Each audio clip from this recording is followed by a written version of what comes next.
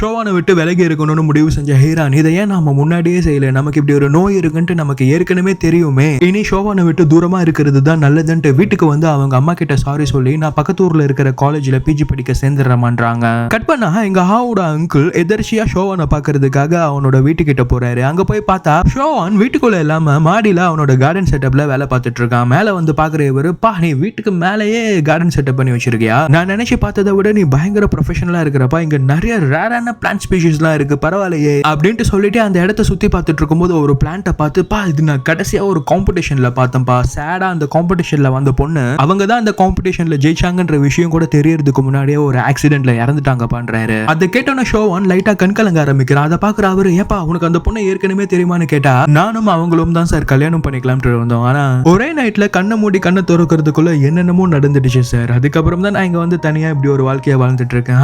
ஆயிடுச்சு கிட்டத்தட்ட 10 வருஷம் மேல ஆயிடுச்சு, என்ன பண்றது, சில விஷயங்கள் நம்ம சக்திக்கு அப்பாற்பட்டது இல்லையா, அவங்களோட நினைவா தான் நான் இங்க இந்த பூக்களோட அதிகமா என்னோட நேரத்தை ஸ்பெண்ட் பண்ணிட்டு இருக்கேன்றா. அதெல்லாம் கேட்கிற அவரு, சரிப்பா விட்டு விட்டு ஃபீல் பண்ணாத, மொத்த முறை உன் வீட்டுக்கு வந்திருக்கேன், தண்ணி கிண்ணி எதுவும் கொடுக்க மாட்டியாமான்னு கேட்டா, சார் என்ன சார் எப்படி கேட்டீங்க, வாங்க கீழே போலான்னு கூப்பிட்டு வந்தா அங்க அந்த ஃப்ளவர் போட்டோவை பார்த்து, இந்த போட்டோ உனக்கு எப்படிப்பா கிடைச்சிச்சு, இதோட அர்த்தம் என்னன்னு தெரியுமா, இப்ப நீ வாழ்ந்துட்டு இருக்க மாதிரி நிம்மதியான ஒரு வாழ்க்கை போதும்னு நினைக்காம சந்தோஷமா வாழணும்னு ஆசைப்பட்டு அதை நோக்கி பயணிக்கிறது தான் வாழ்க்கையோட அர்த்தம்ன்றாரு. அதை கேட்கிற ஷோவானும் இதையே தான் ஹீரானும் சொன்னான்றான். ஹீரானா வேற உனக்கு ஏற்கனவே தெரியுமான்ட்டு இவர் அந்த போட்டோவை எடுத்து திருப்பி திருப்பி பாக்குறாரு. நான் கூட ஒருவேளை இது ஃபேக்கா இருக்குமோன்னு நினைச்சேன், ஆனா இது பின்னாடி இருக்கிற கையெழுத்து அந்த ஆர்டிஸ்டோட ஒரிஜினல் ஹேண்ட் ரைட்டிங் தான், இதோட ஒர்த் என்னன்னு தெரியாம நீங்க அசால்ட்டா மாட்டி வச்சிட்டு இருக்கல, சரி என்னமோ டைம் கிடைக்கும் போது நம்ம வீட்டாண்ட வாப்பான்ட்டு சொல்லிட்டு கிளம்பி வெளியே வந்து அவரோட பிஏ கிட்ட எனக்கு ஷோவான்ற ஒருத்தனை பத்தி ஃபுல் டீடைல்ஸ் வேணும் கலெக்ட் பண்ணி தான்றாரு. கட் பண்ணா இங்க அவனோட ஃப்ரெண்ட்ஸ் எல்லாரையும் அவனோட வீட்டுக்கு கூப்பிட்டு அவன் புதுசா ரெஸ்டாரண்ட் ஓபன் பண்ணதுக்காக ஒரு பெரிய பார்ட்டி மாதிரி கொடுத்துட்டு இருக்கான். அங்க ஹீரானும் வந்திருக்காங்க,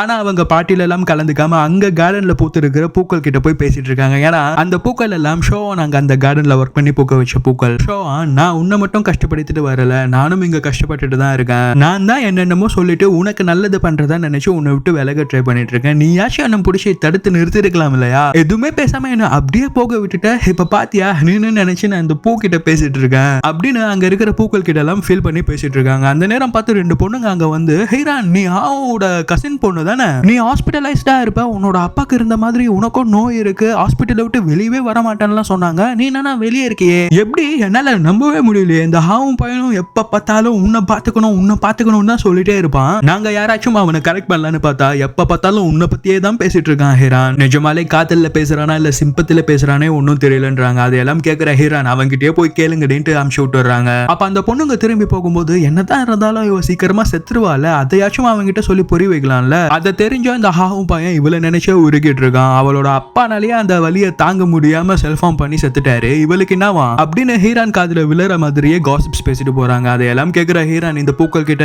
புரியுதா ஷோவான், இதுக்காக தான் நான் உன்னை விட்டு விலகினேன், என்ன எப்பயுமே வெறுத்துடாதடான்ட்டு பூக்கள் கிட்ட சொல்லிட்டு இருக்கும்போது ஹாவோட அங்கிள் அங்க ஹீரான் இருக்கிறத பாத்துறாரு. அப்போ அவருக்கு அவரோட பிஏ கால் பண்ணி, நீங்க ஷோவானை பத்தி கேள்விப்பட்டதெல்லாம் உண்மைதான், அவன் கல்யாணம் பண்ணிக்கணும்னு நினைச்ச போன ஆக்சிடென்ட்ல இறந்துட்டாங்க, அதனாலதான் இங்க 10 வருஷமா தனியா ஒரு வாழ்க்கையை வாழ்ந்துட்டு இருக்கான்ட்டு காலை கட் பண்ணிடுறாரு. அதை கேட்ட பிறகு இங்க ஹீரான் கிட்ட வந்து, என்னமா பார்ட்டியில கலந்துக்காம இங்க தனியா பூக்கள் கிட்ட என்ன பண்ணிட்டு இருக்கேன்னு கேட்டா, இல்ல அங்கிள் எனக்கு அதுல எல்லாம் உடன்பாடு இல்ல, எங்க பூக்களோட அப்படியே சும்மா இருந்துட்டு போலாம்னு இருக்கேன், நீங்க எப்படி இருக்கீங்கன்னு கேட்டா, என்ன விடுமா நீ எப்படி இருக்க, ஒழுங்கா மாத்திரை எல்லாம் எடுத்துக்கிறியா, ஆமா ஷோவான் உனக்கு எப்படி தெரியும்ன்றாரு. அதை கேட்கிற ஹீரான், ஆஹா இவருக்கு நம்ம ஷோவான் கிட்ட பழகிறது தெரிஞ்சிச்சு போலயே, இப்போ என்ன சொல்றதுன்னு தெரியாம யோசிச்சுட்டு இருக்கும்போது அவனோட வாழ்க்கையில ஏற்கனவே ஒரு பொண்ணு இருந்திருக்காமா, அதுல இருந்தே அவன் முழுசா வெளியே வந்த மாதிரியே தெரியல, நீ எதுவும் காதல் கெதல்னு போய் மாட்டிக்காதமான்ட்டு அட்வைஸ் பண்றாரு. அதை கேட்கிற ஹீரான், இல்ல அங்கிள் எனக்கு அதெல்லாம் ஏற்கனவே தெரியும், என்கிட்ட அவர் எதையும் மறைச்செல்லாம் பழகல அங்கிள், நானா தான் அவரை தேடி போனேன், இப்ப நானாவே அவரை விட்டு விலகியும் வந்துட்டேன், எனக்கு இந்த நோய் இருக்குன்றதையே நான் மறந்து அவரை கல்யாணம் பண்ணிட்டு நானும் ஒரு அழகான வாழ்க்கையை வாழலாம்னு ஆசைப்பட்டேன், நானும் மனுஷி தானே,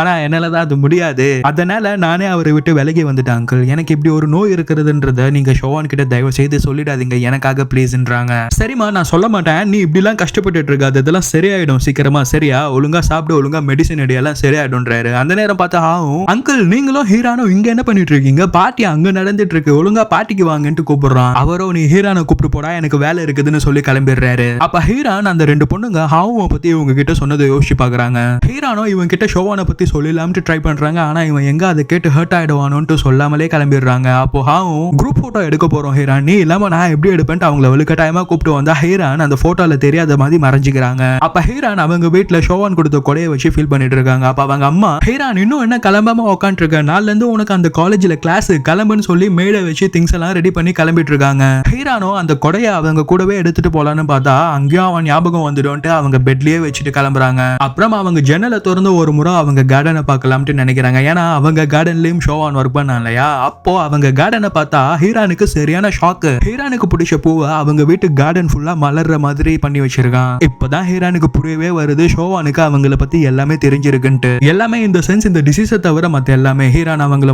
முறை பார்த்த இடம், ரெண்டாவது முறை அவனை திரும்பி பார்க்கணுன்றதுக்காக வாண்டடா அவங்க மொபைலை தொலைச்சிட்டு போற மாதிரி அங்க வச்சுட்டு போனது. ஆக்சுவலா அப்ப ஷோவனோட ஹவுஸ் ஓனர் இந்த பொண்ணு போனை இங்க மறந்து வச்சுட்டு போயிட்டா போலப்பா, இங்கதான் பக்கத்துல போயிருப்பான், நான் போய் கொடுத்துருன்ட்டு அந்த போன் எடுத்து போயிருக்காங்க. ஆனா ஷோவான் தான் அவங்களை தடுத்து ஹீரான அவனும் மறுபடியும் பார்க்கணும்னு ஆசைப்பட்டதான் போனை அங்கேயே வைக்க சொல்லியிருக்கான். அதுக்கப்புறம் மலையில ஹீரானோட ஒன்னா நடந்தது. அப்புறம் ஹீரான் எப்ப பார்த்தாலும் ஷோவானோட வீட்டுல அவனுக்காக காத்துட்டு இருக்கிறது. என்னதான் ஷோவானுக்கும் ஹீரானை பிடிச்சிருந்தாலுமே அவனோட வயசை நினைச்சு அவங்களை விட்டு விலக ட்ரை பண்ணிருப்பான். அப்படி நினைச்சு ஒரு நாள் வீட்டுக்கு ரொம்ப லேட்டா வந்தா அப்பயும் ஹீரான் அவனுக்காக அங்கேயே உட்காந்துட்டு இருக்காங்க. அடுத்த நாள் தான் ஷோவான் அவனோட ஃப்ரெண்ட் அண்ட் ஹவுஸ் ஓனரோட சேர்ந்து இந்த வீடை வாடகை விடுற மாதிரி ஒரு வாரத்துக்கு போட்டுலாம். அப்பயாச்சும் ஹீரான் இவனை பார்க்க வரது நிப்பாட்டிடுவாங்கன்னு நினைச்சுதான் வாடகைக்கு விடுறதா எழுதி வச்சிருக்காங்க. ஆனா அதை பார்த்துமே ஹீரான் ஷோவான் அங்க இல்லைன்னு தெரிஞ்சும் கூட ஒரு வாரமும் கண்டினியூஸா அங்க வந்து ஷோவான் இப்போ வந்துடுவானான்ட்டு வெயிட் பண்ணிட்டு இருந்தாங்க. இதையெல்லாம் கவனிக்கிற ஷோவான் ஏன் இந்த பொண்ணு இப்படி இருக்கான்ட்டு அவனோட முக்காவாசி நைட்டு பீச்லயே தான் ஸ்பெண்ட் பண்றான். கடவுளே ஏன் என்ன இப்படி சோதிக்கிற, இந்த பொண்ணையாச்சும் என் வாழ்க்கை ஃபுல்லா தருவியான்ட்டு கேட்கறான். அடுத்த நாள் தான் ஹீரான் அவனை தேடி கார்டனுக்கு வந்திருக்காங்க. அண்ட் அன்னைக்கு தான் ஷோவானுமே ஹீரானை முதல்ல பேர் சொல்லி கூப்பிட்ட நாள். அதுக்கப்புறம் ஷோவான் லோக்கல்ல முடிவெட்டுற இடத்துக்கு ஹீரானை கூப்பிட்டு போனது. ஹீரானும் உனக்கு ஹெல்ப் பண்றேன், எனக்கு பாதி சம்பளம் தான் ஷோவான், நானும் டிராயிங் மெட்டீரியல்ஸ் எல்லாம் வாங்கணும்னு சொன்னது. அதனால ஷோவான் அன்னைக்கு சம்பாரிச்சதை விட ஷோவான் அவனோட சேவிங்ஸ்ல இருந்து எக்ஸ்ட்ரா கேஷை போட்டு இந்த உன்னோட ஷேர்ன்ட்டு அவங்களுக்கு காசு கொடுத்துருக்கான். ஏன்னா ஷோவான் ஹீரானை மிடில் கிளாஸ்ல இருந்து வந்த ஒரு ஏழ்மையான பொண்ணுன்னு நினைச்சிட்டு இருந்திருக்கான். அதுக்கப்புறம் ஒரு நாள் டிராயிங் ஸ்டுடியோல இருந்து வெளியே வரும்போது ஹீரான் ஹாவுவை தடுத்ததையும் ஷோவான் பார்த்திருக்கான். இது எல்லாத்துக்கும் அப்புறம் ஹீரானை அவங்க வீட்லயே பார்த்த ஷோவான் அப்பயும் ஹீரான் அந்த வீட்டுல வேலை தான் பாக்குறாங்கன்னு சொன்னதையும் நம்பியிருக்கான். ஆனா அதுக்கப்புறம் தான் மெய்டு ஹீரானோட ட்ரெஸ்ஸை டஸ்ட்பின்ல போட்ட பிறகுதான் ஹீரான் இந்த வீட்டை சேர்ந்த பணக்கார பொண்ணுன்றதையே ரியலைஸ் பண்ணிருக்கான். அதுக்கப்புறம் தான் ஹீரான் எப்பெல்லாம் ஷோவானை பார்க்க வராங்களோ அப்பெல்லாம் ஷோவான் அங்க இருந்துமே அவங்கள பார்க்காம அவாய்ட் பண்ணிட்டு இருந்திருக்கான். ஹீரான் பணக்கார வீட்டு பொண்ணுன்றதை தவிர்த்து காதல்னா என்னன்னு தெரியாம கொஞ்சம் இம்மெச்சூரா சின்ன பொண்ணு இந்த படங்கள் பாட்டெல்லாம் கேட்டு என்ன பண்றோம்னு தெரியாம பண்ணிட்டு இருக்கா போல. நாம தான் மெச்சூரா விலகி இருக்கணும்னு நினைச்சிட்டு இருக்க சமயத்துல தான் ஒரு நாள் ஹீரான் அவங்க அம்மா கிட்ட சண்டை போட்டு மலையில ஷோவானை தேடி அவனோட வீட்டுல வந்து உட்காந்து அழுதுட்டு இருந்தாங்க. அப்பதான் ஷோவான் அவங்களுக்கு போய் கை கொடுத்து அவங்கள மேல கூட்டிட்டு போனான். அண்ட் அன்னைக்கு நடந்த ஒரு மிராக்கிள். ஹீரான் சும்மா விளையாட்டுக்கு சொன்னாங்களா இல்லைன்னா கடவுளே அவகிட்ட சொல்ல சொன்னாரான்னு தெரியல. அந்த பூ அன்னைக்கு பூத்திருக்கு. ஷோவானுமே அதை எழுப்பி ஹீரான் கிட்ட காட்டலான்னு நினைக்கும் போது அவங்க பேக்ல இருந்து விழுந்த இந்த காலேஜோட அப்ளிகேஷனை பார்த்துட்டான். அதை பார்த்த பிறகுதான் எந்த ரிலேஷன்ஷிப்பா இருந்தாலுமே ஒவ்வொருத்தரோட இண்டிவிஜுவல் ஆசையை சாக்ரிஃபைஸ் பண்ண விட்டுறக்கூடாதுன்றதுக்காக ஹீரான் ஷோவானை ஹர்ட் பண்ற மாதிரி பேசிட்டு அவனை விட்டு விலகி போற சமயத்துல ஷோவான் ஒரு வார்த்தை கூட பேசாம ஹீரானோட இண்டிவிஜுவல் விஷஸ் அவனால சாக்ரிஃபைஸ் ஆக கூடாதுன்ட்டு அன்னைக்கு ஹீரானை தடுக்காம போக விட்டுட்டான். அண்ட் ஒரு நாள் அவங்க வில்லேஜ்ல வேலை பார்த்துட்டு இருக்கும்போது ஷோவான் ஹீரானுக்கு ஒரு சர்ப்ரைஸ் இருக்குன்னா இல்லையா, இதுதான் அந்த சர்ப்ரைஸ். அவங்க காலேஜ் போறதுக்கு முன்னாடி அவங்க வீட்டுல அவங்களுக்கு பிடிச்ச பூக்களா மலர்ந்து இருக்கணும்ட்டு அந்த பூக்கள் எல்லாம் இந்த டேட்ல ஸ்பெசிபிக்கா பூக்குற மாதிரி பண்ணி வச்சுட்டு போயிருக்கான். இதையெல்லாம் பாக்குற ஹீரானுக்கு சரியான கண்ணீர். ஷோவான் உனக்கு எல்லாமே தெரிஞ்சிருக்கு, தெரிஞ்சும் நீ என்ன தடுக்கவே இல்லை பாத்தியா, ஏன்டா என்ன போக விட்ட, எனக்கு நீ வேணும், இருந்தாலும் வேண்டாம், நானும் உன்னோட வாழ்க்கையில பாதியிலே விட்டுட்டு போக விரும்பல, உன் நல்லதுக்காக தான் நான் உன்னை விட்டு விலகி வந்த ஷோவான்ட்டு அந்த பூக்கள் கிட்ட பேசிட்டு இருக்காங்க. சோ இந்த மாதிரி ஹீரான் ஷோவானுக்கு நல்லது பண்றதாவும் நினைச்சு ஷோவான் ஹீரானுக்கு நல்லது பண்றதாவும் நினைச்சு அவங்க ரெண்டு பேரும் இனிமே வாழ்க்கையில சந்திச்சுக்க வேணாம்னு ரெண்டு பேரும் விலகுறாங்க. இதுக்கப்புறமா அவங்க எப்படி மீட் பண்ணாங்கன்றத அடுத்த பாட்டுல பார்ப்போம்.